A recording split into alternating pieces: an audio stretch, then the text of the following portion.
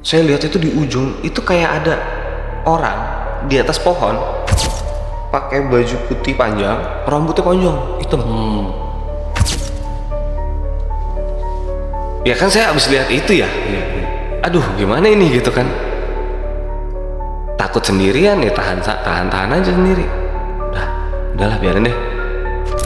Selesai kereta itu lewat, saya lihat di seberang saya tuh ada kayak bapak-bapak bawa pikulan. Bawa tua gitu, bawa pikulan, terus ada ya barang dagangannya kayak pita-pita, jepitan gitu, mainan-mainan anak gitu, kayak gitu. Kakek itu nengok ke saya, bilang gini, awas kereta, katanya gitu. Agak senyum dikit, awas kereta. Kan saya kaget ya, iya saya tahu ada kereta, orang di jalanan ya awas kereta, jalan di rel kereta ya awas kereta lah. Itu begitu saya nengok kanan, itu kereta udah deket banget, jadi nggak kecil, gede gitu. Lokomotifnya saya lihat tuh gede banget. Wah, saya kaget kan. Langsung spontan saya loncat gitu. Begitu saya loncat, kereta argo kenceng banget.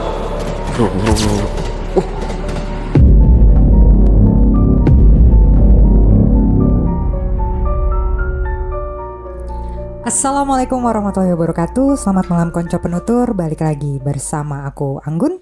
Aku Ompe. Selamat datang di Nutur Wengi. Konco-konco, berawal dari gangguan di dalam rumah, kemudian merujuk ke peristiwa-peristiwa menyeramkan di sekitar rumah, di luar. Terus jadi kemudian sering sekali mendapat rumor-rumor mengerikan juga dari sekitar yang sangat menarik untuk dikulik. Langsung aja ya, kita kenalan ya, kita sapa ya sama narasumber kita malam ini, Mas Firosi. Iya. Apa kabar? Halo, selamat malam. Terima kasih udah datang ke Nutur Wengi. Iya, sama-sama. Thank you berat nih, Mas. Spill dikit aja, Iya. nggak usah banyak-banyak. Jadi mula-mulanya dulu sering banget tuh ya, dari kecil sampai beranjak dewasa. Mas Firosi tuh nggak luput dari kejadian-kejadian yang bisa dibilang ya Gitulah. gitu Kurang lebih kayak gitu. ya.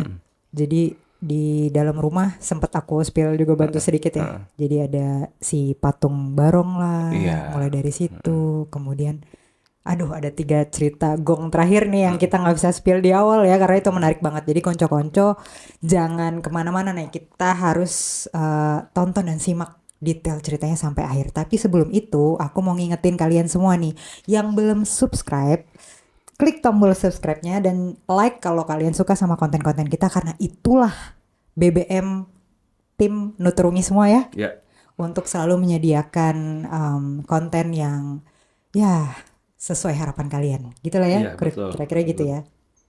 Jadi tanpa berlama-lama lagi, mari simak dengan sesama Puniko cerita nih. Monggo Mas Firosi, kita mulai dari awal. Iya. Jadi kalau saya juga nggak ngerti ya kenapa kok sering banget gitu saya ngalamin hal-hal kayak gini. Ya walaupun sering tapi saya nggak inget semuanya gitu. Tapi dari beberapa ada yang paling berkesan lah. Ya. Gitu. Jadi yang pertama kali itu saya masih kecil banget tuh. Saya nggak inget ya dulu. Dulu kan saya tinggal di rumah nenek saya tuh ya, di daerah Penggilingan. Rumahnya lumayan gede gitu, ada beberapa kamar di situ gitu kan. Nah,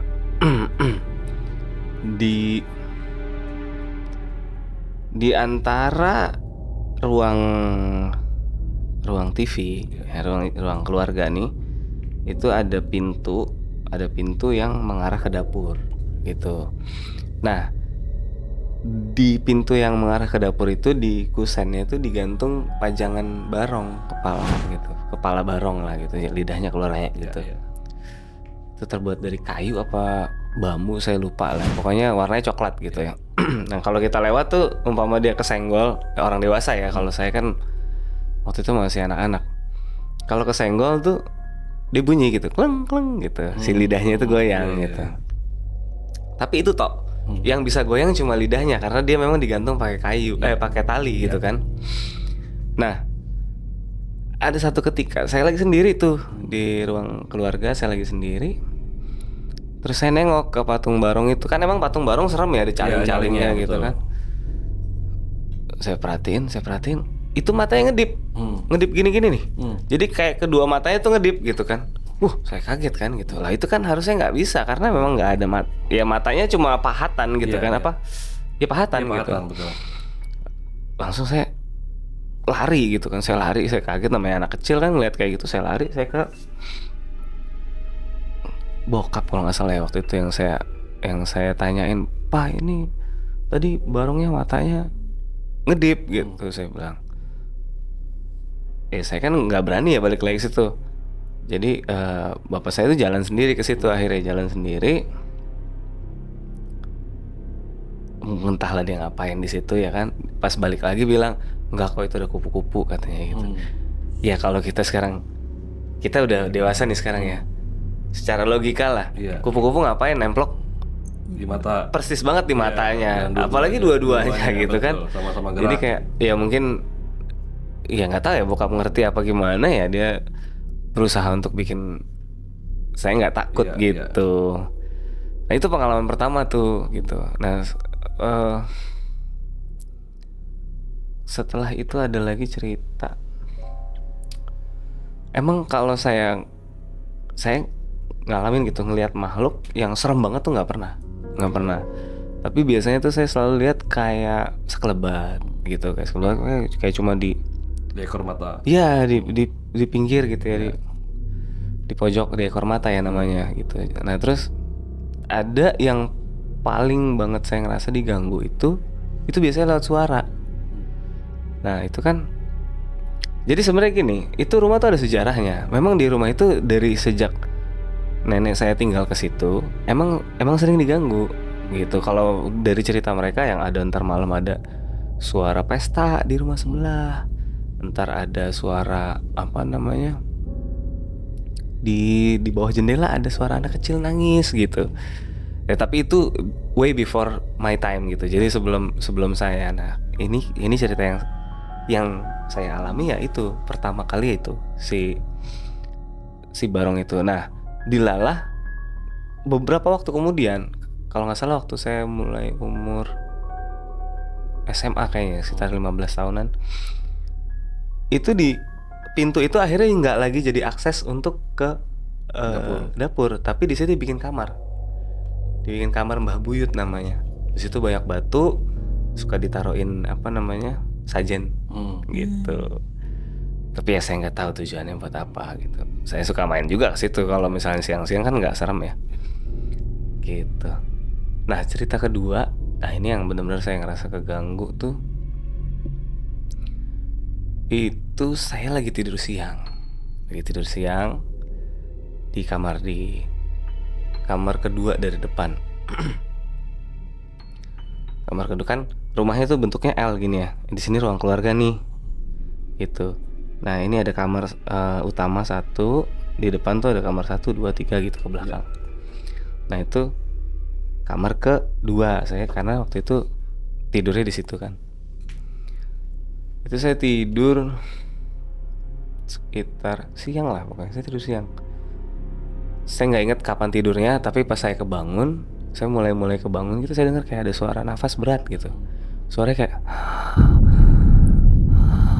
gitu ya kan saya apaan itu gitu kan, masa sih nafas gue seberat itu gitu, saya mikir. Saya diam, saya dengerin ada lagi suaranya gitu.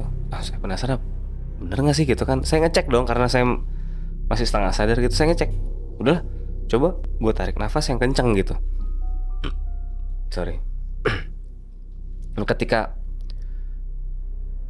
nafas dari hidung kan, berapa kali gitu narik nafas, tiba-tiba ada lagi yang nafas barengan sama nafas saya gitu. Wah, Ya, ampun, kaget kan, langsung bangun. Tempat tidur saya kan bunk bed gitu ya, jadi yang tingkat gitu. Saya bangun, saya tidur di bawah ya, yang bagian bawah. Saya bangun, loncat dari tempat tidur, langsung saya periksa ke atas kan, takut, maksudnya kali ada yang isengin gitu, apa adik atau saudara lagi main gitu kan. Saya lihat ke atas, nggak ada siapa-siapa. Di kolong kali gitu kan. Saya ngintip ke kolong, nggak ada siapa-siapa juga. Saya lihat ke sekeliling, nggak ada siapa-siapa juga. Ya udah saya lari keluar. Lari, ya? Saya lari keluar buka pintu langsung udah masih terang gitu kan. Masih terang nggak taunya. Saya jalan ke ruang keluarga itu kan, ada nenek saya di situ lagi nonton. Saya tanya, "Oma tadi siapa yang ke kamar?" gitu kan. "Nggak ada, lu doang yang di kamar," katanya. Ya, gimana sih gitu kan. Terus tadi siapa? Kenapa siapa? Tapi emang secara logika ya emang pasti gue doang gitu kan, karena emang nggak ada siapa-siapa sih, tapi ada suara nafas itu gitu. Nah uniknya, saya pernah nemu duit di situ, di kamar itu. Betul. Nah ini agak meleset sedikit. Ini nggak serem, tapi ini unik kalau menurut saya, perlu diceritain. Ini apa namanya, tempat tidurnya belum ganti tempat tidur saya waktu itu, masih tempat tidur kayu. Tempat tidur saya kan besi itu yang bunk bednya. Saya lagi main-main di kamar itu, duduk gitu kan, nggak enak nih pantat rasanya gitu. Pas saya periksa gini, ada duit 5.000-an waktu itu, yang gambar cendrawasih tuh. Iya. Ya waktu itu kan 5.000 tuh banyak ya. Iya banyak. 5.000 nih ya kan. Saya masukin ke sarung bantal. Takut-takut ada yang punya nyariin ya kan. Mendingan saya umpetin dulu ya kan. Masukin sarung bantal. Terus main-main lagi. Ada lagi ya kan. Di tempat yang sama gitu, di bawah di bawah pantat gitu. Saya dudukin duitnya gitu. Saya ambil lagi 5.000. Saya masukin lagi ke dalam sarung bantal. Ada berapa kali gitu, sampai 20 atau 30 ribu. Saya coba gesek-gesek ini keluar gitu ya, namanya anak kecil gitu kan. Iya. Mikir, Itu berkali-kali soalnya. iya beneran ada dong gitu. Bener. Ada ya, makanya sampai 30 ribu lah. Pokoknya lembaran 5.000-an masih baru-baru semua. Saya masukin lagi ke dalam apa namanya, Bantal. sarung bantal. Udah saya kayak biasa aja gitu. Habis itu saya keluar dari kamar, saya jalan-jalan, saya kayak biasa lah, pura-pura nggak ada apa-apa gitu kan. Saya perhatiin nggak ada yang masuk ke kamar gitu, ke kamar saya nggak ada yang masuk, nggak ada yang nyariin. Udahlah gitu kan, ntar sore gue ambil mau jajanin gitu kan. Pas gue periksa lagi, nggak ada uang itu, nggak ada di dalam sarung bantal. Dan lo yakin bahwa itu nggak ada orang masuk? Yakin. Ya maksudnya di luar itu mungkin gue luput namanya anak-anak kan ya, kita lagi gitu. Tapi ya seingat saya waktu itu lagi apa namanya, ngawasin mulu lah, karena kan kita punya sesuatu di situ yang kita sembunyikan gitu. Dan ternyata nggak ada, benar-benar nggak ada uangnya gitu. Nah itu kejadiannya yang menyeramkannya itu ya, dengar suara itu. Nah ada lagi yang juga sama-sama diganggu. Nah itu saya udah mulai gede, kayaknya SMP atau SMA ya. Itu lagi, saya kan suka gambar, ya kan? Emang seneng gambar dari dulu lah. Nah, sambil dengerin waktu itu musik grunge apa musik punk rock gitu ya, kita dengerin style kaset gitu kan, kencang-kencang karena kan ini di atas tuh rumahnya tuh kamarnya tuh kayak pavilion gitu. Jadi kita keluar, ada tangga apa namanya, tangga di luar tuh, naik ke atas, terus kita nyebrangin ruang area jemur dulu, baru ketemu kamar itu gitu. Nah jadi kan steril lah istilahnya. Kita di situ mau berisik mau gimana juga orang nggak keganggu gitu. Saya setel musik kencang-kencangan, berisik gitu sambil gambar itu asik kayak sendiri gitu. Nah di sebelah kamar saya itu gudang. Jadi gudang dari barang-barang yang udah nggak kepake gitu. Nah itu di gudang itu salah satunya ada barang sepeda statis. Sepeda statis tuh. Tapi sepeda statis jadul tuh, kayaknya tahun 70 apa tahun 60-an gitu. Jadi udah karatan gitu lah ya. Kalau misalnya kita mainin aja gitu, anak-anak kita mainin tuh berat muternya. Terus dia bunyi kayak bunyi jerak gitu. Jadi si pedalnya tuh nyentuh itu kali apa, cover itu bunyi jerak gitu. Nah balik lagi ke malam dimana saya lagi gambar-gambar itu sambil dengerin musik kenceng. Itu kalau nggak salah udah sekitar jam 12 atau jam 1 malam lah, saya lupa. Itu saya denger kayak bola atau batu gitu, itu nyebrang dari ujung sini ke ujung sana, cepet gitu suaranya, rock gitu. Saya kaget kan, apaan tuh gitu. Nah adik saya tuh udah tidur di bunk bed itu tadi. Dia tidur di bagian bawah, saya lagi ke bagian jatah yang di atas. Karena saya iseng kan, udah lihat jam udah malam juga nih gitu kan. Ya udah deh, matiin kaset, matiin tip, terus beresin lah gambar gitu kan. Udah meja dirapiin, siap-siap lah mau tidur, matiin lampu. Saya naik ke atas kan. Pas saya naik ke atas, saya udah mulai rebahan, mulai mau tiduran. Tiba-tiba saya dengar tuh suara kayak jerek gitu. Jerek sekali dua kali kan kita masih nganggapnya udahlah gitu. Terus lama-lama makin cepat tuh suaranya. Jerek, jerek, jerek, jerek, jerek, jerek, jerek, jerek, jerek, jerek. Lah itu kan suara sepeda statis yang di sebelah gitu kan. Wah itu langsung nyus gitu kan, kita ngerasa kayak apaan itu gitu. Kita masih anak-anak saat itu kan, takut gitu denger kayak gitu. Udah keringet dingin tuh.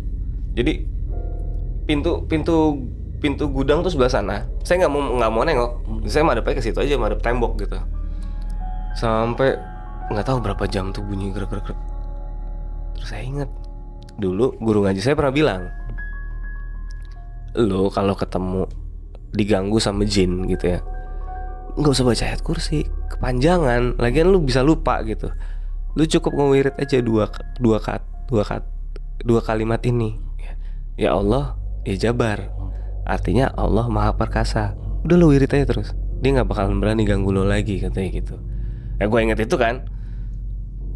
Saya coba wirid itu. Ya Allah ya Jabar, ya Allah ya Jabar, ya Allah ya Jabar terus. Sampai capek gitu kan. Capek banget gitu kan. Pas sadar capek, sadar juga tuh bahwa iya suaranya udah nggak ada, udah hilang gitu. Tapi nggak berapa lama karena kita berhenti, dia bunyi lagi, makin kencang suaranya. Wah, gimana ini kan? Adik saya nggak bangun, saya doang sendiri. Saya ngewirid lagi lah tuh, ngewirid sampai hilang lah, sampai pulas gitu. Jadi nggak inget lagi gitu ya. Itu udah berapa ribu kali kita ngewirid tuh udah nggak inget lagi. Paginya begitu bangun, udah pagi, kabur lari langsung ke bawah gitu. Di bawah cerita lah kan sama orang yang bawa, sama nenek saya juga kayaknya gitu. Ceritain, aduh gini. Wah langsung. Saat itu tanggapannya apa ya? Ya agak heboh dikit lah, tapi terus beliau cerita, ya dulu juga Bibi pernah tuh disuruh tidur di atas, dia malah diliatin. Jadi di luar jendela tuh kan langsung genteng yang rumah bawah kan. Itu naik di atas genteng tuh orang jalan nyamperin. Hitam, gede, matanya merah gitu. Ya Allah. Jadi kayak udah nggak berani lagi habis itu ke atas gitu. Langsung minta pindah lah, nggak mau lagi tidur di atas. Ya akhirnya mau nggak mau ya dipindahin lah tempat tidur, balik lagi ke kamar yang ruang kedua itu, kamar yang kedua dari depan itu. Itu tadi cerita kedua ya. Sering banget sih emang kalau di rumah itu. Ya beberapa selain saya juga cerita udah pernah ngalamin, cuma mungkin. Itu rumah masih ada? Rumah udah dijual. Udah dijual gitu. Waktu itu yang beli kepala penggilingan tuh yang beli. Jadi habis nenek saya meninggal baru dijual tuh rumahnya. Kakek saya pindah ke Bekasi. Terus apa lagi ya cerita ya? Saya ada beberapa cerita sih sebenarnya. Yang di rumah bokap. Oh iya. Iya benar ada cerita di rumah bokap. Jadi waktu saya SMP, bokap tuh akhirnya mutusin untuk pindah dari rumah nenek gitu. Karena kebetulan dia mungkin saat itu udah mulai settle lagi kerjaannya. Dia pindah lah kontrak di Durensawit, daerah Swadaya. Daerah Swadaya tuh. Kontrak satu rumah tingkat. Jadi kamarnya ada 3, 1 di bawah, 2 di atas.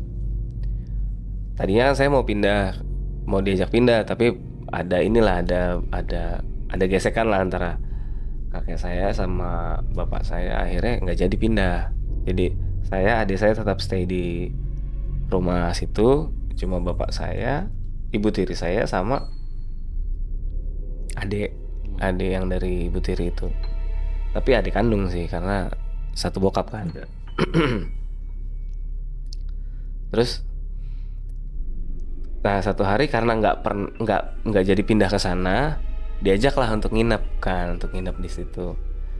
Diajak untuk nginep karena di atas sebenarnya kan ada 2 kamar tuh, tapi belum disiapin. Jadi di atas masih berantakan banget lah gitu.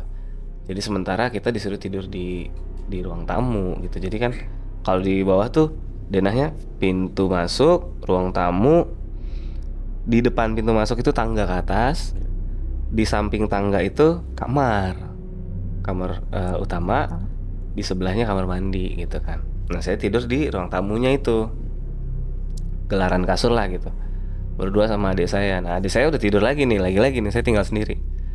Nah itu tadi kan saya nggak pernah ngalamin yang benar-benar serem. Jadi kalau ngelihat sesuatu itu,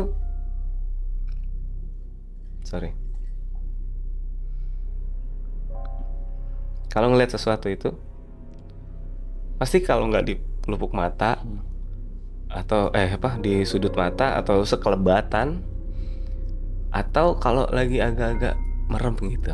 Jadi dibilang merem enggak, dibilang melek enggak gitu. Kriip-kriip gitu ya. Nah itu saya udah mau tidur ya kan. Saya mau tidur tuh malam-malam.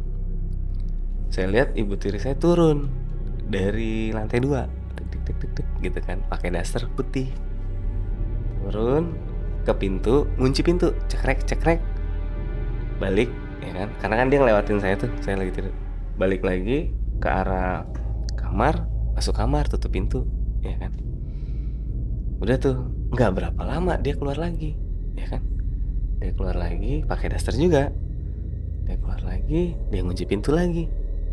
Kan saya bingung dong, loh saya tanya, "Mah, kok ngunci pintu lagi? Tadi kan udah ngunci." "Belum, ini mama baru ngunci," katanya. Kan saya bingung ya, orang tadi saya lihat dia dari atas, tadi dari atas mama. "Enggak, ini mama baru keluar dari kamar, mama nggak dari atas," katanya. Ya pas saya perhatiin lagi, dasternya beda ternyata. Daster yang dipakai sama Ibu Tiri saya yang ngobrol sama saya ini bukan yang tadi dari atas.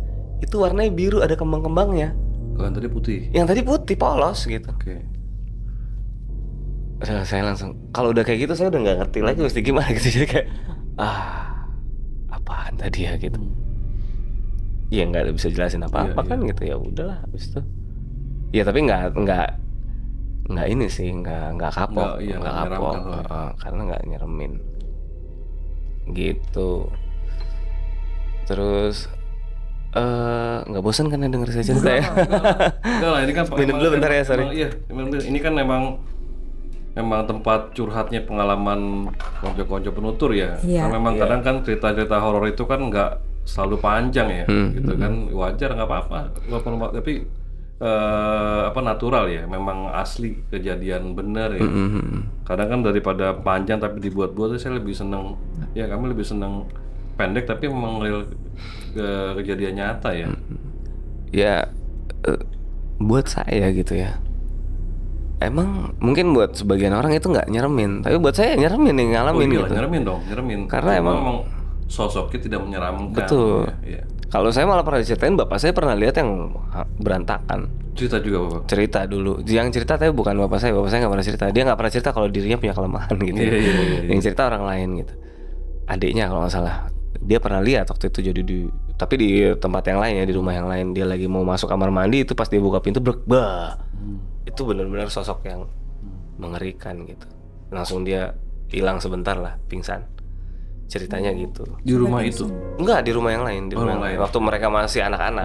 Okay. Jadi saya cuma dapat cerita doang gitu. Nah, saya bersyukur nggak pernah ngalamin yang seserem itu gitu. Nah, kalau suara yang ganggu saya ya cuma 2 itu sih. Yeah. Yang saya ingat ya. Yeah. Ada lagi cerita, ini saya udah SMA. Ya, udah SMA. Oh, udah lulus, baru lulus SMA. Jadi kita baru lulus SMA, tapi belum dapat kampus. Ya, belum kuliah lah, belum dapat kampus. Itu kita lagi, berarti mungkin ijazah juga belum dapat kali ya. Cuma enggak sih, rambut udah mulai gondrong tuh. Rambut udah mulai gondrong. Nah itu kita ceritanya anak-anak satu band pengen coba kita hiking yuk gitu.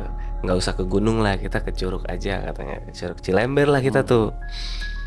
Berlima ya kalau nggak salah, Budi, Encek, Aat, saya sama Dika. Oh berenam. Sama ada satu lagi bukan anak band nih, si Adi. Nah terus berangkatlah kita naik angkot kan sampai Bogor, turun nggak tahu lah gimana ceritanya, pokoknya sampailah kita di Cilember. Sampai di Cilember itu kita nggak masuk lewat pintu tiket tuh, kita masuk lewat, jadi ini tiket di sini nih, ini ada jalan ke atas nih, nah di sini ada gerbang kecil gitu, kayak pintu pagar aja kecil, udah buka aja situ gitu, kita masuk, jalan dari sini ya ketemunya sama aja gitu, sama yang dari sini. Udah, nah kita naik lah terus lah tuh. Naik terus dari jalur yang samping itu masuk ke jalur utama, mengarah ke curug berapa ya waktu itu? Kan kalau Curug Cilember itu ada 7 curug ya. Betul. Waktu itu saya baru, kalau nggak salah tuh antara Curug 5 ke Curug 4. Antara Curug 5 ke Curug 4. Jadi kita udah mulai capek kan, lumayan capek. Jadi naik juga udah mulai pelan-pelan gitu kan. Dan saat itu kan nggak bawa senter. Jadi kita cuma bawa senter yang kayak dipencet, tau nggak? Yang dipencet cetek-cetek yang LED itu. Dulu kan sempat ngetren tuh zaman kita tuh. Itu kondisi malam. Karena kan kita mau nyelinap tuh. Oh iya. Mau mindik-mindik masuk jadi malam kita datang jam 2 pagi kalau nggak salah. Ya kita jadi pakai senter itu ya udah sebisanya lah, sekelihatannya gitu kan. Naik, saya lupa tuh yang di depan siapa aja. Pokoknya saya ngambil tengah lah, cari yang aman lah. Saya ambil tengah. Nah, di belakang tuh ada 3 orang kayaknya. Berarti saya ada di depan gitu kan. Ada 3 orang, ada Budi, Adi, sama siapa lagi ya? Atau mungkin berdua mereka. Berarti saya 3 di belakang gitu. Nah, pas agak belok, jadi pas nanjak agak belok dikit gitu ya. Agak belok dikit, apa belok? Iya belok ke, iya betul, belok ke kiri. Nanjak agak belok ke kiri sedikit. Kan medannya agak ekstrim gitu ya berarti kan. Nah saya mau hati-hati sebenarnya. Jadi bukan niat mau nengok, tapi saya cuma mau hati-hati gitu. Karena ini medannya lumayan susah nih, agak belok. Nggak sengaja nengok lah ke belakang gitu, ke belakang. Saya lihat nih dari pundak sebelah kanan saya tuh ada si Adi lewat. Kenapa saya bilang Adi? Saya berasumsi itu Adi sebenarnya. Kenapa saya bilang itu Adi? Karena saya ingat kan Adi itu waktu naik bareng sama kita dia pakai jaket kapucon tuh yang warna hitam gitu kan. Pas dia Adi mau nyusul ke sini, saya pikir mau nyusul kan, mau naik ke atas. Jadi sebelumnya Budi tuh yang naik. Budi naik, terus Adi naik.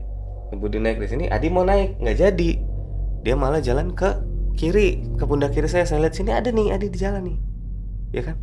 Set, nyebrang ke sana. Jadi bukan dia naik ke atas, tapi dia nyebrang ke sebelah kiri. Nah sebelah kiri itu kan gelap gitu, nggak ada apa-apa. Dan kita tahu jalan setapaknya itu naik ke atas, belok ke kiri gitu. Dia jalan ke kiri.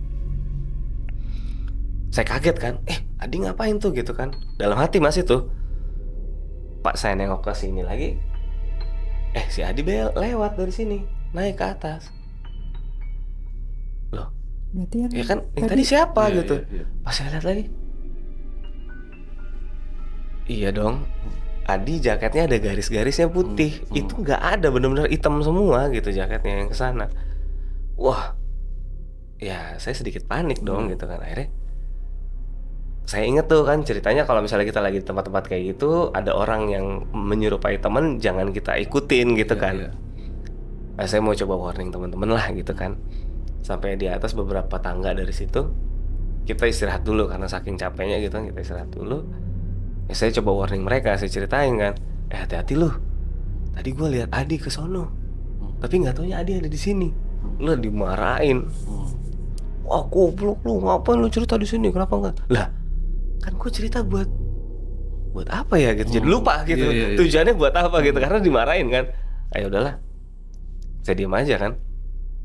Udah biarin deh. naiklah kita akhirnya, naik lagi terus sampai ke Curug 3 tuh, ke Curug 3. Nah kayaknya jalan setapaknya berhenti sampai situ tuh yang kita bisa akses dengan mudah. Sisanya tuh ke Curug 2, apalagi Curug 1 paling jauh tuh. Ke Curug 2 tuh harus lewat kayak babat alas gitu lah ya. Jadi benar-benar jalan setapak yang beneran setapak gitu. Jadi kita berhenti lah karena masih malam juga, kita berhenti di situ. Pasang tenda tuh kita. Masang tenda.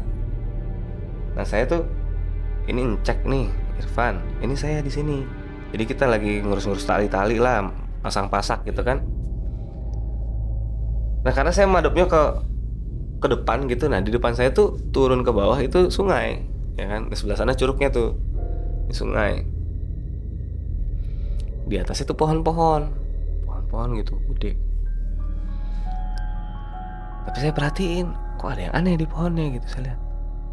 Lah iya bener, emang jauh banget gitu. Nah ini yang pertama kali saya bisa ngeliat tuh bukan dari sudut mata gitu. Saya lihat bener-bener lihat gitu. Oh bukan pertama kali. Ada sekali lagi saya pernah kayak gitu. Nah itu ini kedua kali. Saya lihat itu di ujung itu kayak ada orang di atas pohon pakai baju putih panjang, rambutnya panjang, hitam. Ya kan saya habis lihat itu ya. Aduh gimana ini gitu kan. Takut sendirian ya, tahan aja sendiri. Udahlah biarin deh. Di situ adanya Encek doang. Encek tadi habis ngata-ngatain gitu kan. Ya udahlah biarin. Sambil mahat sambil ngiket-ngiket. Ya udahlah, habis itu kita ngelakuin kegiatan kita yang anak-anak remaja biasa lakuin ketika di atas gunung ya gitu kan. Udah selesai lah, pagi lah akhirnya tiba gitu. Begitu pagi datang tuh saya akhirnya penasaran dong, bener nggak nih? Ini halusinasi doang atau gimana? Atau mungkin ada sampah di sana nyangkut atau apa kan gitu. Jadi saya ukur nih, ini pasak yang gue pasang nih tadi malam gitu. Tadi gue lihat di sono tadi malam. Jadi saya jalan turun ke sungai, saya lihat tuh ke atas, nggak ada. Polos kayak pohon biasa aja, udah pohon. Saya berharap tuh ada misalnya kayak jeda gitu ya kan, kadang pohon ada jedanya gitu ya. Gowong gitu, kita bisa lihat langit misalnya gitu. Nggak ada, emang pohon semua gitu, dedaunan semua. Terus tadi malam apa gitu kan.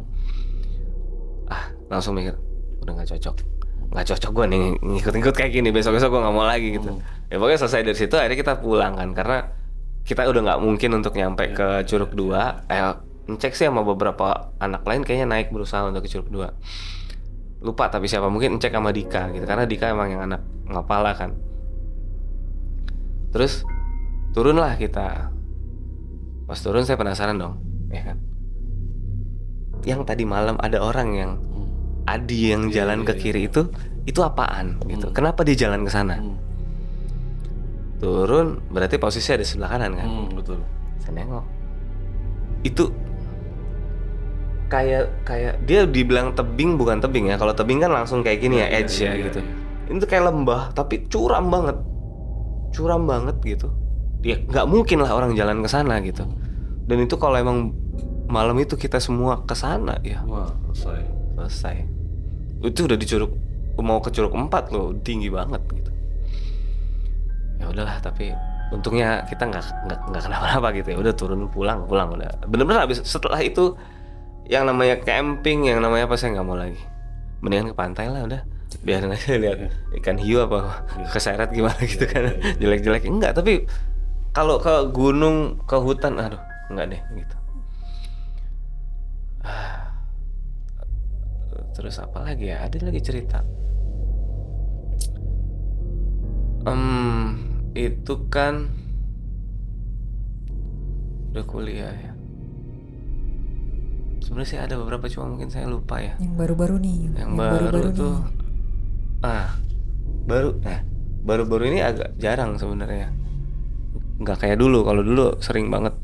Kalau sekarang nih ya yang saya ingat malah baru sekali gitu. Sekali-kalinya tuh di rumah saya yang sekarang saya tempatin nih. Jadi tuh saya dari luar lupa lah saya ngapain, pokoknya dari luar saya bawa masukin motor, saya taruh parkir motor. Nah itu saya lihat karena kan saya tempat parkir motor di sini nih, ini di sini tuh pintu rumah gitu. Nah saya lihat tuh sekelebat kayak anak saya yang cewek nomor 2 lari gitu kan. Ngapain dia gitu kan? Biasanya kan kalau dia keluar dia nggak lari dong, dia nyamperin saya, nanyain ayah dari mana apa gimana gitu, nggak ada. Pokoknya dia langsung, tapi udah feeling gitu kayak bukan anak gue tapi kayak anak gue gitu kan.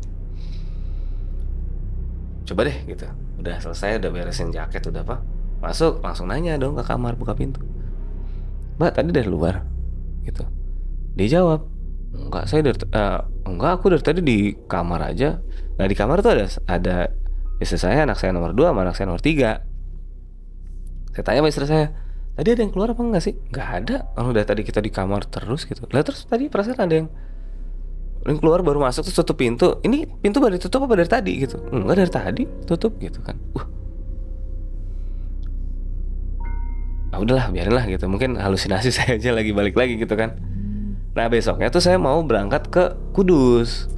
Jadi anak saya yang pertama itu kan sekarang tinggal di Kudus, sekolah di sana. Saya waktu itu harus ngambil rapor dia naik-naikan kelas ya.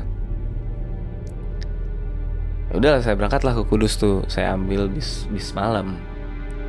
Nyampe terminal Kudus tuh sekitar jam 3-an kayaknya deh, jam 3-an tuh saya nunggu di situ karena kan dari terminal itu sebenarnya bisa aja sama ojek gitu kan, cuma memang paketnya itu kalau udah dari terminal kita naik shuttle lagi sampai Besito. Nah kos anak saya tuh di Besito gitu kan.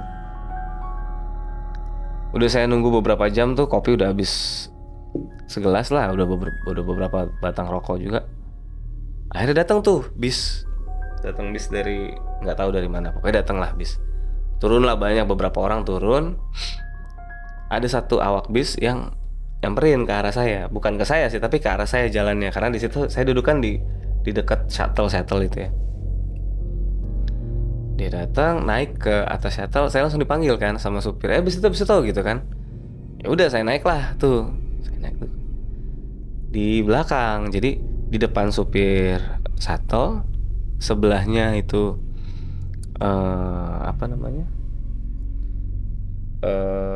awak bis tadi. Nah yang di belakang saya sendiri, karena emang saya dari tadi juga, dari awal juga saya nunggu di situ sendirian, nggak sama siapa gitu. Naiklah kita di shuttle tuh, di jalan tuh kan. Sepanjang perjalanan mereka ngobrol kan, oh pak ini di sini ya, oh pak ini di sini, iya saya gini. Jadi mereka kayak, oh iya saya juga dulu Jakarta gini, kayak gitulah obrolan mereka. Nah di tengah perjalanan tiba-tiba yang awak bisnya tuh nanya sama saya, tapi nanyanya gini yang bikin aneh. Pertanyaannya dia tuh, ini ada yang ke Besito katanya gitu. Ya saya ke Besito gitu kan. Saya balas kayak gitu. Oh iya. Terus yang satunya, loh saya sampai nengok kan, dia bilang satunya gitu kan. Saya nengok ke belakang, kosong, shuttle itu kosong, cuma ada saya doang di belakang gitu. Satu yang mana mas, saya sendirian gitu. Loh tadi bukannya berdua katanya. Waduh.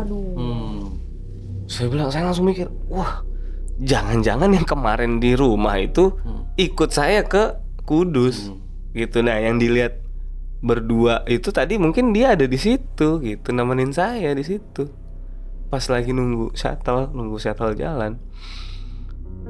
Tapi saya bersyukur tuh justru di situ. Karena apa?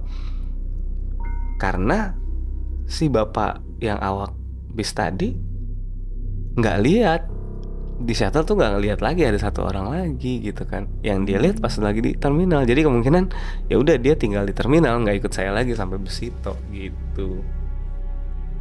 Jauh juga ya. Lumayan jauh. Maksudnya ngikutnya terus turunnya di sana jauh juga.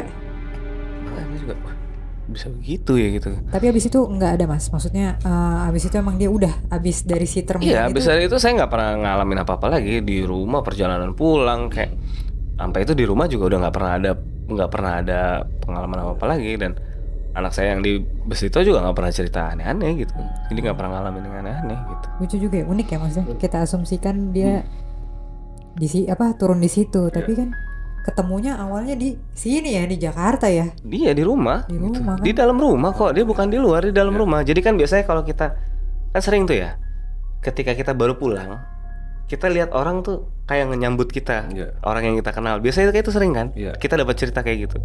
Nah ini saya ngalamin, tapi dia ada di dalam rumah, bukan nyambut keluar gitu. Kayak gitu. Mantap juga sih, seru juga ceritanya. Nah, ada lagi tadi sempat selentingan mengenai yang ada hubungannya sama perlintasan kereta api. Oh iya. Nah ini sebenarnya kalau menurut saya lumayan unik nih. Saya ini kan tinggal di Penggilingan ya. Penggilingannya tapi nggak begitu jauh dari rel kereta api. Jadi nggak jauh dari stasiun. Dulu namanya Klender Baru, sekarang namanya apa ya? Stasiun Monokopi ya? Klender Baru. Masih Klender Baru. Masih. Nah iya di situ. Jadi nggak jauh dari situ, agak ke atas dikit. Nah itu rumah saya di belakang pengadilan militer tuh. Situ saya tinggal dulu. Rumah nenek saya. Jadi setiap hari tuh saya pasti lewat rel kereta, lewat stasiun, kayak lewat perlintasan yang berpalang kayak, atau yang zaman dulu kan rel kereta nggak kayak sekarang dipagerin gitu. Jadi kita bebas aja gitu berangkat. Nah saya itu suka sebenarnya sama kereta api. Jadi dari kecil tuh saya suka sama kereta api. Saya sering diajak bapak saya ke kantor dulu kan naik kereta gitu ya. Saya sering gambar kereta api dari buku tulis itu kan, kalau ada kotak-kotaknya digabung-gabung jadi kereta api kan gitu. Tapi justru saya paling takut sama kereta api juga gitu. Saya paling trauma tiap dengar suara kereta, tiap apa mimpi buruk selalu tentang kereta api. Nah, kalau kali ini yang saya mau ceritain ini bukan mimpi buruk. Ini pengalaman yang ini gila banget sih menurut saya gitu. Karena saya hampir meninggal saat itu gitu. Jadi kereta itu kan nggak kayak mobil ya. Kalau mobil kan yang paling dekat tuh yang kanan kita kan. Kalau kereta yang paling dekat yang kiri kita. Nah, jadi kalau misalnya kita nyebrang jalan mobil, kita lihat kanan kiri. Kalau nyebrang kereta kita lihat kiri kanan, gitu kan. Nah, saya pas mau nyebrang, ini di perlintasan yang nggak ada palangnya. Pas saya mau nyebrang, itu ada kereta memang dari sebelah kiri, kereta lambat lah, ada kesenggol nih. Kereta lambat, KRL atau KRD lah waktu itu kan, di jalan deng gitu ya. Selesai kereta itu lewat, saya lihat di seberang saya tuh ada kayak bapak-bapak bawa pikulan, bapak tua gitu, bawa pikulan, terus ada ya barang dagangannya kayak pita-pita, jepitan gitu, mainan-mainan anak gitu, kayak gitu. Kalau sekarang kan pakai gerobak ya, dulu kan pakai pikulan tuh. Nah, dia nyebrang kan, saya pikir aman lah dia nyebrang dong gitu kan. Nah emang kereta nih masih kelihatan buntutnya nih, kereta yang kiri masih kelihatan buntutnya, tapi kan karena dari sana udah nyebrang ya saya ikutan nyebrang dong. Saya ikutan nyebrang lah. Nah ini di tengah-tengah dua perlintasan itu, ya kan? Di sini di tengah-tengahnya persis. Kakek-kakek itu nengok ke saya, bilang gini, awas kereta katanya gitu. Agak senyum dikit, awas kereta. Kan saya kaget ya, iya saya tahu ada kereta, orang di jalanan ya awas kereta, jalan di rel kereta ya awas kereta lah. Tapi karena dia bilang gitu kan saya refleks, saya nengok ke kanan. Itu begitu saya nengok ke kanan, itu kereta udah deket banget. Jadi nggak kecil, gede gitu. Lokomotifnya saya lihat tuh gede banget. Wah saya kaget kan, langsung spontan saya loncat gitu. Begitu saya loncat, kereta lewat, kereta argo kenceng banget. Duh, saya kan masih deg-degan tuh saat itu, masih deg-degan. Selesai kereta lewat, saya kesel kan sama kakek itu. Lu ngapain nyebrang gitu? Udah tahu udah kereta, gue hampir mati gitu, gue mikir gitu. Pas saya nengok, itu kakek udah nggak ada. Makanya saya bingung, ini kakek-kakek ini sebenarnya penyelamat saya, apa dia malaikat, atau dia sebenarnya jin yang mau ngecoh nyelakain saya. Karena setelah saya nyebrang, dia nggak ada gitu endingnya. Terus makanya saya nggak denger tuh mas. Kan biasanya kan nggak usah klakson ya. Biasanya kan dari stasiun nggak lama kan sebenarnya gitu kok setiap malam gitu. Nggak ada suara. Jadi gini loh, pas kereta yang dari kiri itu ada suaranya. Ya. Tapi itu kereta yang di kanan itu kayak silent, nggak ada suara apa-apa. Tapi suara bapak-bapak itu jelas. Awas ada kereta. Nggak pakai ada. Awas kereta katanya. Ini. Bener-bener, aduh. Itu lo salah persepsi dikit, kelar tuh ya. Kelar. Belok di freezing aja mau cut. Mundur mau cut. Iya kan, makanya salah persepsi dikit aja. Salah gerak dikit, mau cut lo. Iya, jadi kayak udah, gila diselamatin. Tapi ya karena aku selamat ya. Karena saya selamat saat itu. Akhirnya saya nyoba untuk mikir positif aja lah. Mungkin bapak-bapak itu malaikat lah nyelamatin saya gitu. Mungkin sebenarnya kalaupun dia nggak ada, saya tetap nyebrang gitu. Ya bisa jadi. Kayak gitu kan. Iya. Takutnya ada ini yang tahu kan suka istilah setan budak. Iya. Karena sebenarnya saya ngalamin kayak gitu bukan sekali. Waktu saya mau nyebrang di stasiun, dulu kan bisa nyebrang lewat stasiunnya. Kan saya males kan lewat situ, kan udah rame, banyak motor, banyak mobil. Nyebrang lewat stasiun. Nah, kalau stasiun itu kan kita sebelum nyebrang disuruh berhenti dong sama petugasnya kan. Nah, pas kereta belum lewat tuh saya lihat di selipan rel, di bantalannya tuh ada duit gopay yang gambar orang hutan. Duit gopay nih, tapi ada kereta mau lewat. Ambil nggak ya? Gitu kan, mikir ambil nggak ya? Nggak bahaya gitu kan. Logika gue untung masih jalan gitu. Udah ntar aja lah, kalau kereta udah lewat baru gue ambil. Lewatlah kereta pelan, kereta pelan lah, jalan ngeng. Gue sengaja tuh nggak nunggu apa, gue nunggu orang-orang tuh udah nggak ada gitu. Jadi orang-orang udah pada pergi semua, baru saya nyebrang terakhir gitu. Maksudnya mau ngecek lagi tuh duit masih ada nggak, gopay kan lumayan nih buat jajan.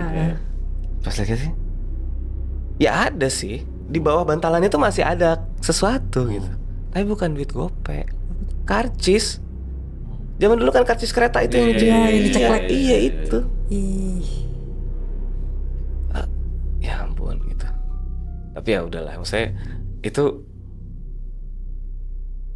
untungnya masih punya masih akal sehat lah. Gitu.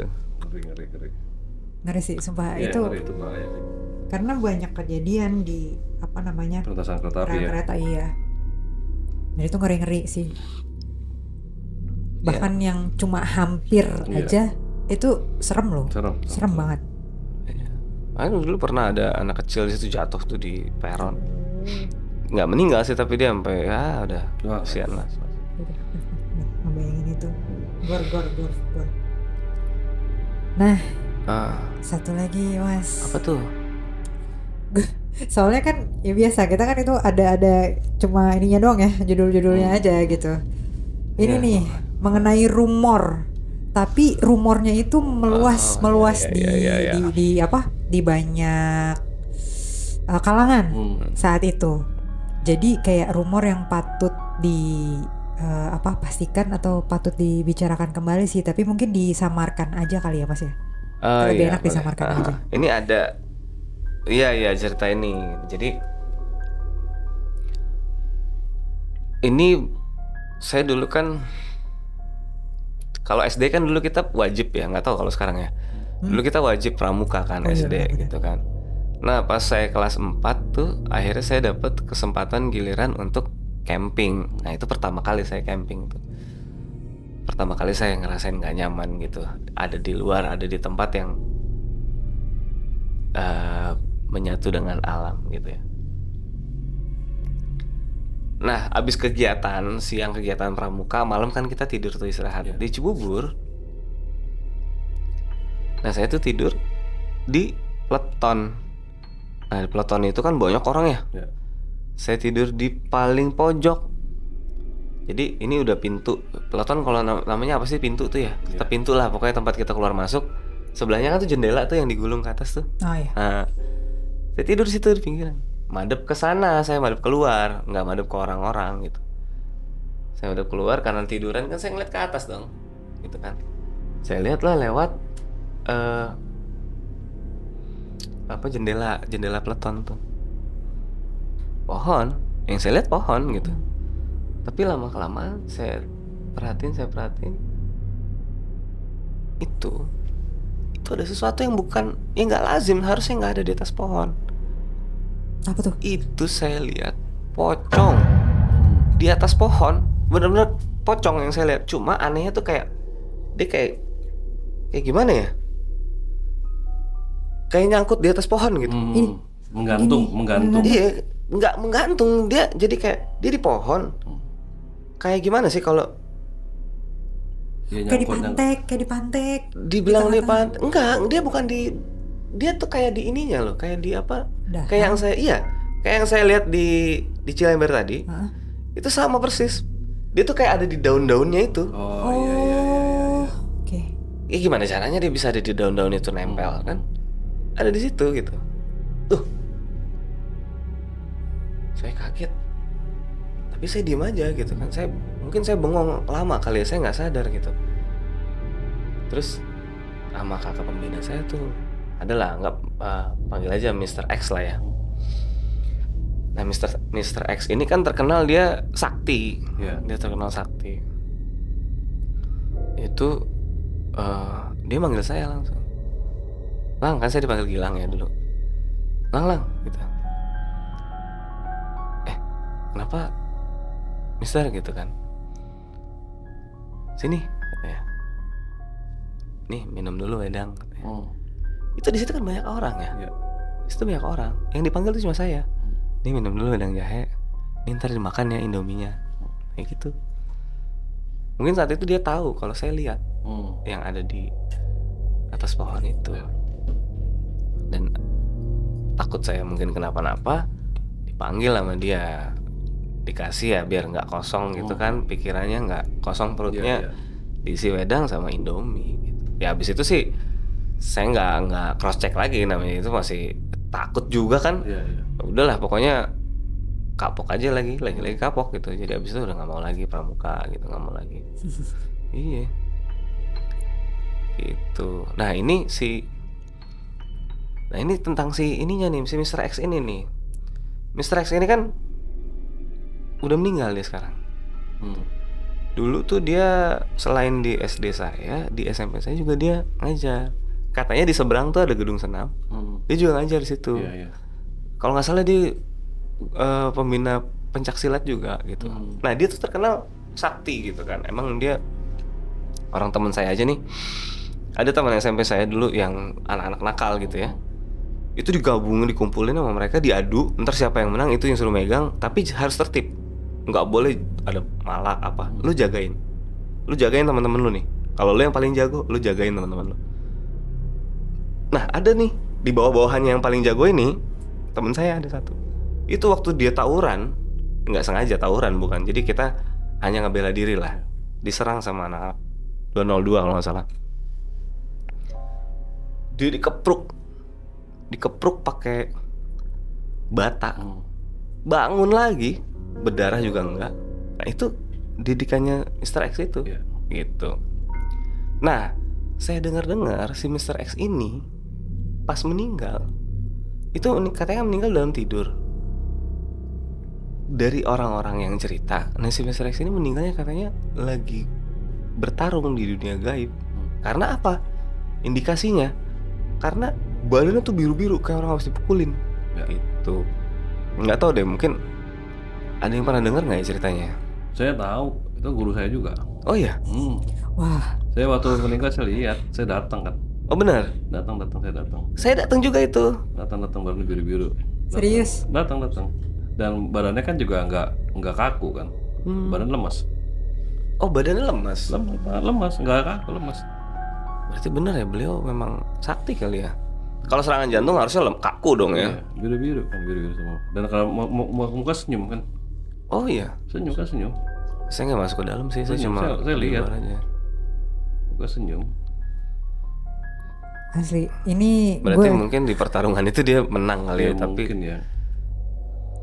Tapi Lu pernah belajar sama beliau ya. Berarti sakti juga dong. Ya masuk kategori orang langka lah dia. Iya masuk kategori orang langka lah. Om P sendiri? Berarti kalau ikut tawuran juga dikepruk bata nggak? Ya dulu kan zaman tawuran kan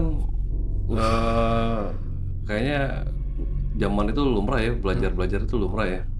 Apalagi beliau kan murid-murid dia kan di Jakarta rata-rata pentolan-pentolan STM kan anak buah dia semua.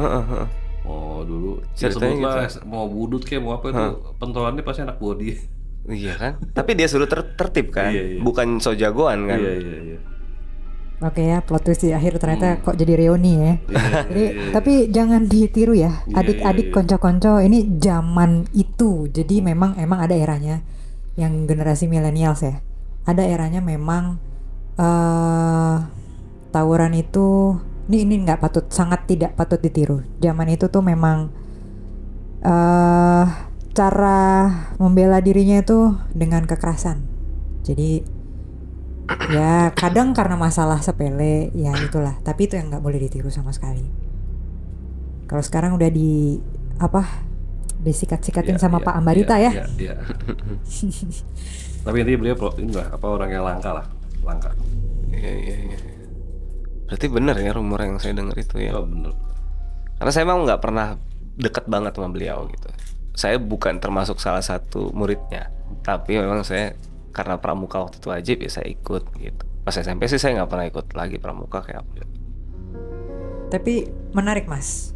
Ini ujuk-ujuk taunya kalian adalah bukan satu guru ya apa? Kenal. Dan kenal dengan mungkin kan orang kita yang masih satu gudep juga kan, satu gus depan juga kan. Jadi mungkin sama pembinanya gitu. Iya, ternyata itu. Terus yang menarik buat saya adalah rumor yang terjadi sama beliau. Apalagi tadi dikonfirmasi sama P juga ya antara mas. Nah itu akan kita bahas kayaknya karena beliau tuh meninggalnya kan cuma sekali. Itu yang ketiga. Oh ya? Itu yang ketiga. Yang 2 sebelumnya itu meninggal, ditahlil, bangun lagi. Oh. Dia udah 2 kali mati suri. Beliau tuh 2 kali mati suri. Wah, si Mr. X ini kan bener kan? Jadi pas meninggal yang terakhir tuh tetangga-tetangga kan si Agus, sorry ya. Ntar di bip ya. Bagian itu. Canda kali ini, kita lagi naik lagi yang gitu. Ntar lagi bangun lagi kali gitu. Saking seringnya. Saking udah 2 kali mati suri. Dan tambah lagi kondisinya jasadnya tuh lemes. Gitu, dan dia lemes lagi, masih lemes. Kondisinya lemes, masih bisa digerakin. Kayak orang tidur aja ya berarti. Bisa digerakin. Tapi nggak ada nyawanya, orang nggak berhenti. Nggak ada detaknya. Detaknya sama sekali nggak ada. Terus dia dan kadang senyum. Oke. Jadi makin penasaran nih. Jadi itu kan tadi emang kita sengaja ya gongnya itu kita taruh di terakhir dan nggak taunya plot twistnya ternyata nyamber nih ke Ompe nih. Jadi mendingan kita keep dulu di segmen selanjutnya ya. Jadi konco-konco jangan kemana-mana. Kalau kalian penasaran nih, karena aku pun penasaran. Mungkin nanti pertanyaan-pertanyaan konco-konco di rumah akan terwakilkan ya sama kita yang di sini gitu ya. Dan nanti di segmen selanjutnya, segmen pembacaan tarot yang akan langsung dipandu oleh Om P.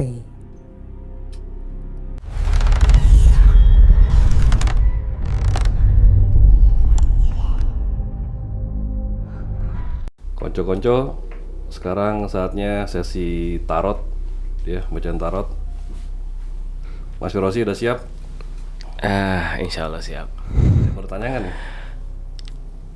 Paling, nah itu kan saya sering banyak penasaran ya gitu. Maksudnya dari pengalaman saya tuh kadang saya nggak paham maknanya gitu. Kenapa saya harus ngalamin yang kayak gitu? Oke, boleh. Mungkin yang paling saya penasaran banget aja kali ya. Pertama tuh yang di rel kereta. Oh, yang bapak-bapak tua. Yang bapak-bapak tua itu. Oke. Itu kan saya mikirnya memang saya ada prasangka gitu. Ini orang mau nyelakain saya atau dia sebenarnya mau nyelamatin saya gitu. Dan ini orang bener atau bukan gitu. Nah, yang saya penasaran tuh di situ gitu. Boleh kita coba ya. sekarang kita coba buka kartu apakah dia orang atau astral ya. Coba satu kartu. Bebas nih. Bebas. Yang lain kepegang nggak apa-apa kan? Nggak apa-apa. Bebas kok.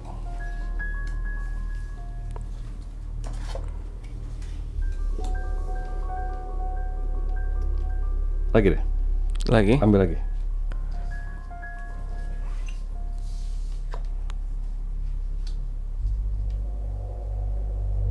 Terakhir. Oke.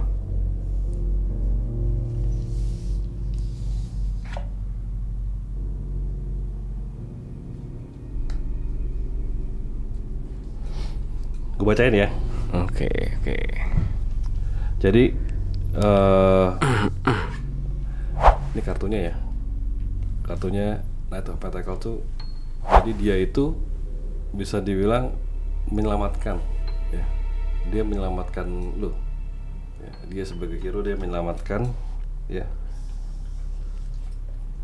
Di sini juga sama ya, terselamatkan ya. Ini kan kartu apa, Cups ya. Cups dan itu ke sumber air ya, jadi itu terselamatkan lah, batu positif ya. Di sini juga sama Knight ya. Knight juga dia seorang yang menyelamatkan ya. Jadi Tiga-tiganya konsisten ya. menyelamatkan dia, jadi intinya tuh maksudnya dia untuk menyelamatkan. Nggak ada niat untuk, bukan jahat tapi memang betul-betul menyelamatkan. Nah ini belum terjawab ya, ini baru misinya dia nih gitu, menyelamatkan. Oke. Satu kartu deh untuk dia tuh astral atau bukan.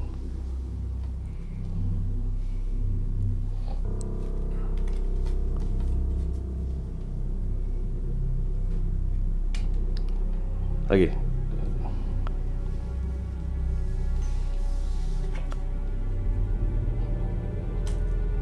Dia nggak jawab lagi.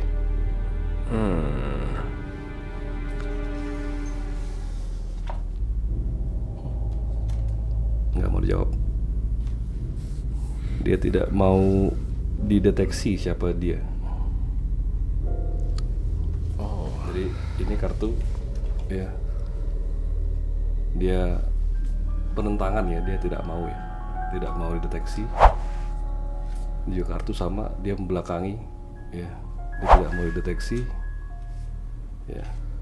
Ini juga sama, membelakangi, dan dia memegang dua itu. Dia tuh nggak mau lah, dia ragu mau nggak, tapi tetap nggak mau dideteksi siapa dia.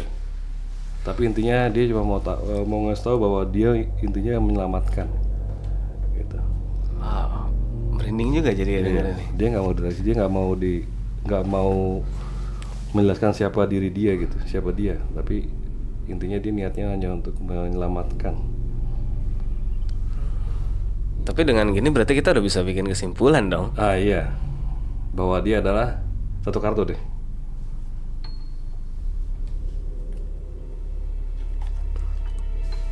Ya, astral ya.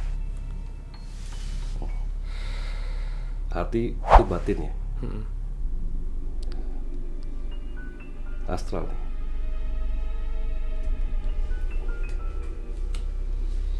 Bener-bener ya. Berarti saya nih pernah bersinggungan langsung dengan makhluk astral gitu, yang kelihatan jelas. Iya, tapi dia nggak mau dikorek siapa dia gitu. Gitu. Oke. Karena emang bener-bener begitu kereta lewat, kencang tuh kan, karena kereta Argo itu dia udah nggak ada. Ya udah jelas sih. Cuma dia nggak mau dibuka siapa dia ya. Intinya dia niat tiga pas persis sama, niatnya tulus dia, bagus untuk menyelamatkan. Jadi saya thank you lo sama dia. Nah ya, gue udah berterima kasih sebenarnya. Iya. Ya sekarang jadi lebih berterima kasih lagi sih. Iya, kalau kemarin kan masih ada keraguan nih, dia benar-benar murni nyelamatin gua atau niatnya nyelakain gitu. Kalau ini benar murni nyelamatin dia. Oke. Ada lagi? Ini sebenarnya ya, ini kita sama-sama relate lah cerita ini tentang si Mr. X nih. Oh iya. Rumornya ya mungkin Om Pe juga tahu. Mr. X kan katanya meninggal karena bertempur di dunia goib. Karena memang dia katanya beliau nih orang sakti. Jadi kita dapat rumornya kayak gitu. Yang kayak tadi diceritain kan katanya juga beliau udah 2 kali mati suri. Itu kematian yang ketiganya gitu. Nah itu bisa nggak dibuktikan di tarot bahwa memang bener nih gitu? Coba aja sih, kita coba. Tapi lo kenapa penasaran sama Iya, cerita rumor itu? karena sebenarnya ya karena saya pribadi kan nggak pernah benar-benar deket sama Mr. X ya. Tapi kalau dengar dari anak-anak didiknya memang mereka loyal banget gitu kan sama Mr. X. Dan mereka cerita itu, mereka yakin banget bahwa itu benar. Nah saya penasaran gitu. Jadi bukan ingin membuktikan sih. Iya, pengen tahu Cuma aja pengen ya. tahu aja gitu. Coba 1 kartu deh.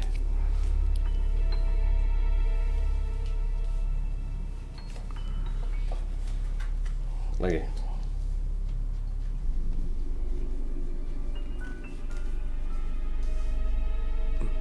Lagi. Kebaca nih. Terakhir.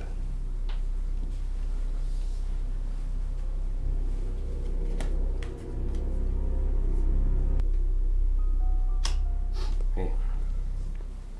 Bacain ya. Jadi beliau tuh memang bertempur ya. Jadi pertempuran yang bisa dibilang dahsyat lah ya pertempurannya ya. Gitu. Dia kelihatannya tuh dia apa ya, perang tapi karena disuruh. Perang Tugas karena berarti ya? tugas ya. Suruh. Kedua, ini kartu ya, ini terbelenggu ya, jadi dia terbelenggu ini diartikan dia nggak bisa balik. Ya, dia nggak bisa balik ke raganya. Ya, dia ketika dia mau balik dia nggak ketemu raganya sih. Ya, gitu. Jadi dibelenggu gitu, dipagerin full, mata dia ditutup bisa gitu ya. Jadi dia nggak bisa ngeliat jasad dia di mana gitu. Jadi nggak bisa balik.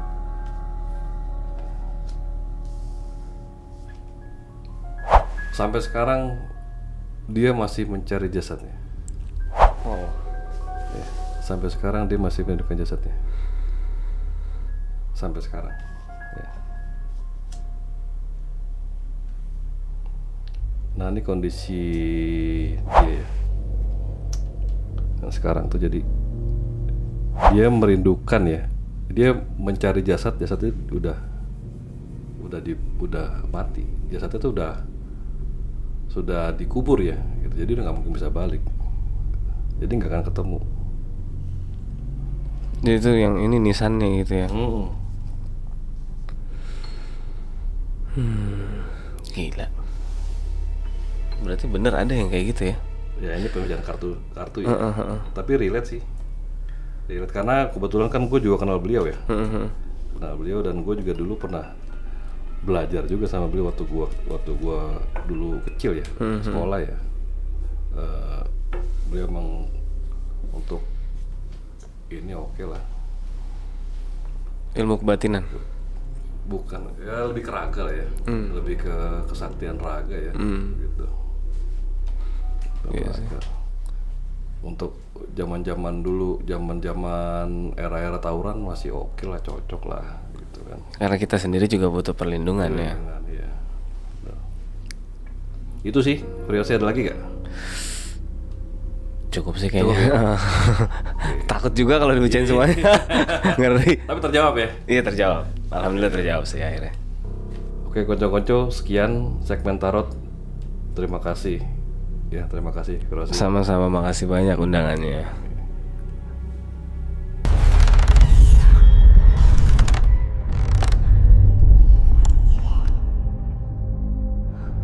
Gimana kocok-kocok? Terjawab nggak? Terwakilkan nggak pertanyaan-pertanyaan kalian yang udah dibahas di segmen tarot tadi? Seru banget sih, seru banget Pe. Seru banget. Thank you ya Mas Firosi ya. Sama-sama. Akhir ceritanya jadi klimaks Ya jadinya. dan plot twistnya nyata ya si sang guru itu ternyata guru gua juga. Iya, itu dia. Itu yang nggak Ini gue nggak dikasih tahu nih. Iya. Sebelum ini kita syuting kita mulai gue nggak tahu. Jadi gue bener-bener baru tahu tadi. Hah? Gitu. Iya. Oke, jadi kita selesai nih ya malam ini ceritanya seru banget. Tapi sebelum kita benar-benar tutup, ada cendera mata nih Apa tuh? dari Nutur Wengi buat Mas Pirosi. Aduh, repot-repot nih. Iya. Diwakilkan sama Om P. Terima. Siap, makasih banyak. Udih, mantep ini. Oh, bukan Om. Apa ya ini? udah ngomong mantep belum tahu apa. Kesenggol, sorry. Kayak buh. Tulisannya pesulap merah. Tulisannya di bagian belakang dilihat. Yuk, Ya, Pirosi resmi menjadi Konco Penutur. Thank you. Oke konco-konco, jadi gitu ya. Buat semuanya yang mau kita undang sini buat kita ngobrol bareng-bareng, jangan lupa untuk reach kita di sosial media kita semua Nutur Wengi, karena hotline WhatsApp kita masih belum beroperasi dengan normal. Jadi sosial media kita optimalkan, semua bisa lewat sana. Oke, email pun kita terima. Gitu ya. Ya. Oke. Akhir kata, Setiap cerita punya hikmahnya. jangan lupa berdoa, berserah, dan pantang menyerah. Wassalamualaikum warahmatullahi wabarakatuh. Salam cinta damai sejahtera. Rahayu alam semesta.